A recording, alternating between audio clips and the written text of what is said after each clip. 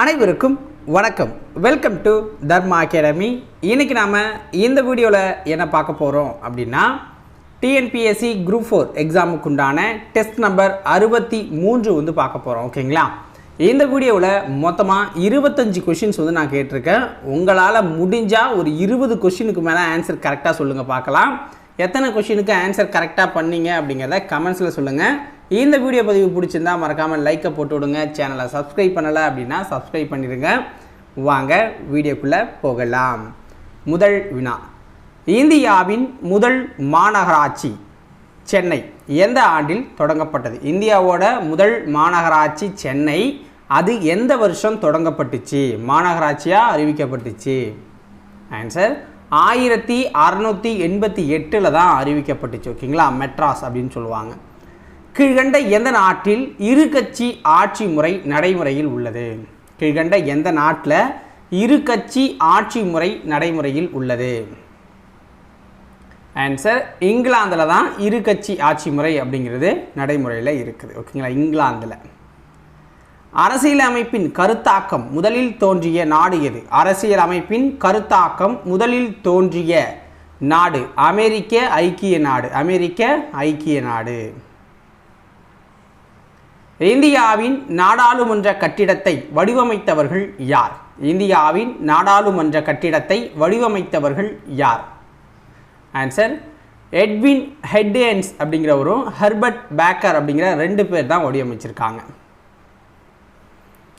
கீழ்கண்ட எந்த விதியின் அடிப்படையில் குடியரசுத் தலைவர் மாநில அரசை கலைக்கும் அதிகாரம் பெற்றுள்ளார்?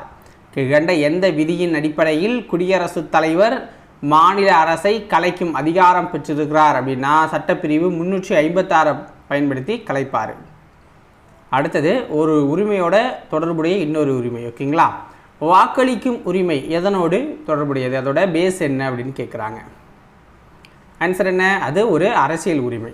வாக்களிக்கிறது அரசியல் சார்ந்தது. சங்கம் அமைக்கும் உரிமை அப்படிங்கிறது ஒரு சுதந்திர உரிமை. ஓகேங்களா? யார் வேணாலும் சங்கம் அமைச்சிக்கலாம்.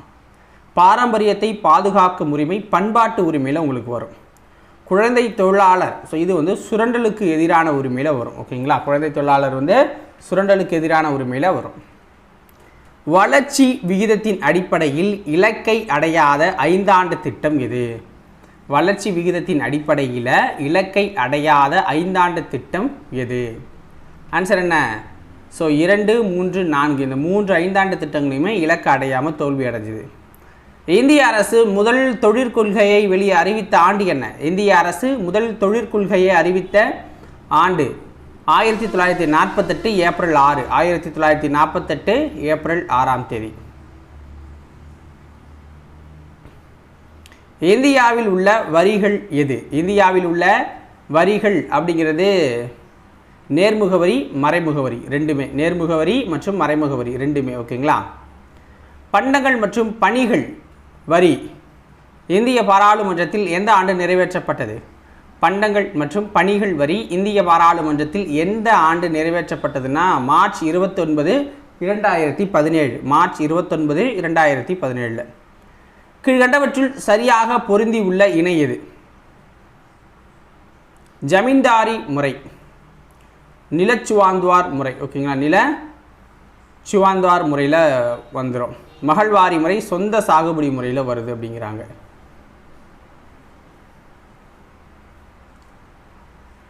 ஸோ ராயத்துவாரி இனமுறை அப்படிங்கிறது தப்பு. நில உடைமை முறை நிலங்களுக்கான உரிமை மற்றும் நிர்வாகத்தில் முறை அப்படிங்கிறது தப்பு. ஓகேங்களா? முதல் 2ம் சரியானது.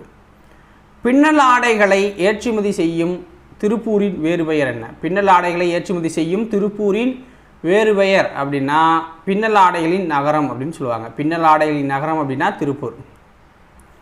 1945 சிம்லா மாநாட்டை கூட்டிய அரச பிரதிநிதி யார்? 1945 சிம்லா மாநாட்டை கூட்டிய அரச பிரதிநிதி யார்னா வேவல் பிரபு. வேவல் பிரபு. அடுத்தது பொறுத்துக. மகளூர் உடன்படிக்கை அப்படிங்கிறது 1784 வந்துச்சு. ஓகேங்களா? பாரிஸ் உடன்படிக்கை 1783 போட்டாங்க. ஸ்ரீரங்கப்பட்டின உடன்படிக்கை 1794 போட்டாங்க. அலகாபாத் உடன்படிக்கை 1765 போடப்பட்டது. ஓகேங்களா? பொறுத்துக. இந்திய தேசிய காங்கிரஸ் மாநாடு நடந்த இடங்கள். ஓகேங்களா? ஸோ டெல்லியில் காங்கிரஸ் மாநாடு எப்போ நடந்துச்சு அப்படின்னு பார்த்தீங்கன்னா 1932, லாகூரில் 1893, அலகாபாத்தில் 1888, சென்னையில் 1887 நடந்துச்சு. முக்நாயக் இதழை அம்பேத்கர் எந்த மொழியில் வெளியிட்டார்? முக்நாயக் இதழை அம்பேத்கர் எந்த மொழியில் வெளியிட்டார்? மராத்தி மொழியில் வெளியிட்டார். சந்திரிகையின் கதை யாரோடு தொடர்புடையது? சந்திரிகையின் கதை யாரோடு தொடர்புடையதுன்னா பாரதியாரோட தொடர்புடையது. தாகூரின் மனைவி கீழ்கண்டவருள் யார்? தாகூரின் மனைவி கீழ்கண்டவருள் யார்னா மிருணாளினி தேவியோட தொடர்புடையவர். இந்திய தேசிய இராணுவத்தை நிறுவியவர் யார்? இந்திய தேசிய இராணுவத்தை நிறுவனது கேப்டன் மோகன் சிங். தமிழ்நாட்டு சுதேசி இயக்க தலைவர்கள் பிபின் சந்திரபால் விடுதலை செய்யப்பட்ட அந்த நாளை எந்த தினமாக திருநெல்வேலியில் கொண்டாட திட்டமிட்டனர்?